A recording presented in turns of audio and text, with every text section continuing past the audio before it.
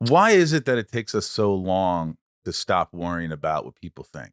Why is it that no matter what you tell people, they still care about what people think? Even, I mean, I'm much better than I was. I was like, it was like I didn't get the love and affection at home. I didn't get anything.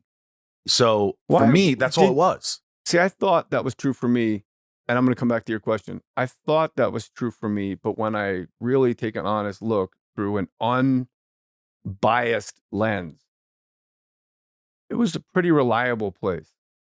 Home. Yeah, like I was just an insatiable kid. So you're putting the blame on yourself. Well, yeah, all my problems are because of me. Just 101. I don't believe that. Oh, I believe that some of your problems are caused by other people that you then have to fix and work out. but I've done something along the way to step on toes that's like butterfly affects it. It's something Innate. no, something inherent. We're all wired for selfishness. And when you're an alcoholic or a drug addict, it overflows into all the other buckets in your life. So going back to your question, the primal urges, we just know thirst, hunger, sex are the ones we talk about the most to get a species to stay a Yeah. species.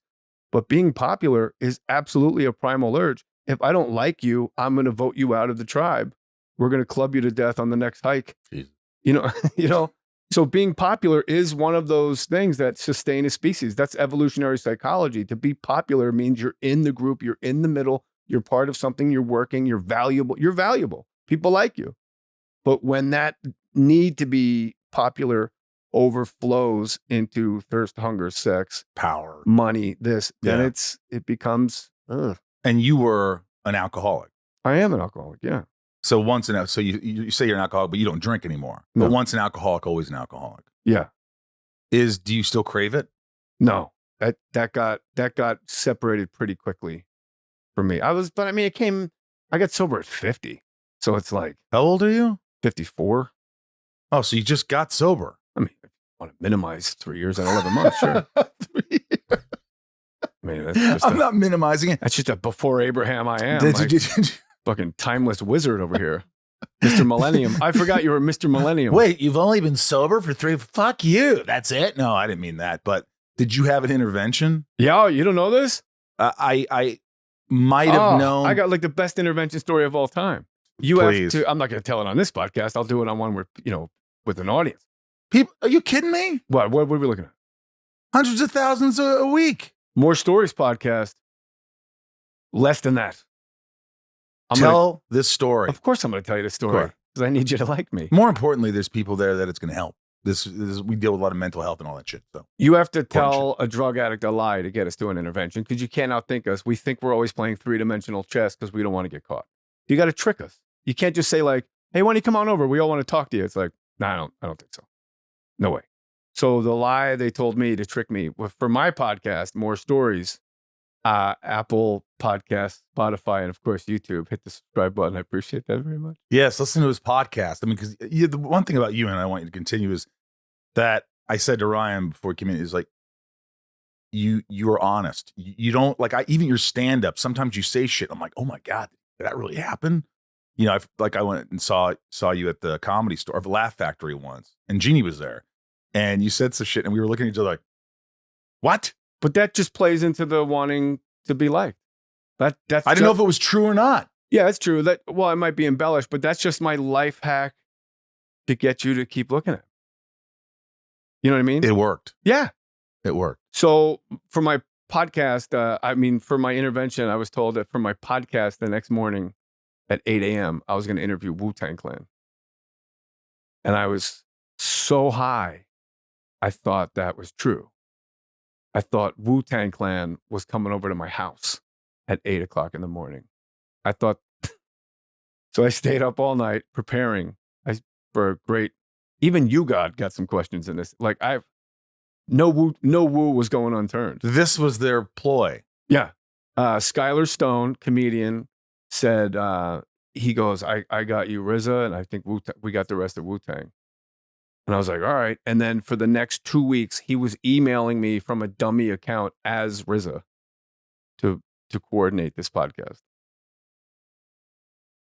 So it was like zig. That's kind of, I mean, it's brilliant. It's brilliant, but it's also like, what the fuck? Yeah, but I mean, it got me in the room. So you're sitting there.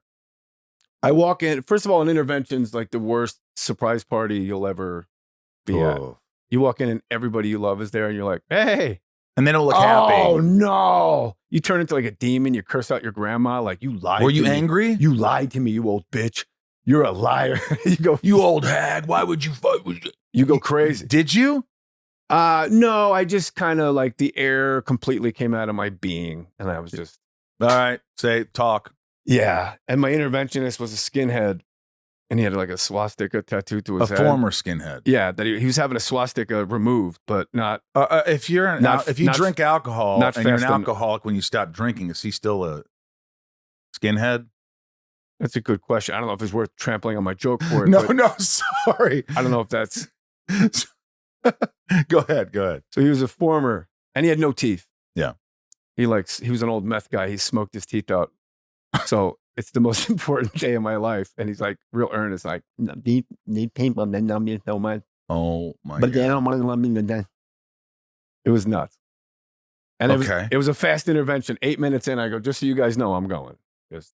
That was it? Well, that's circumstance, not virtue.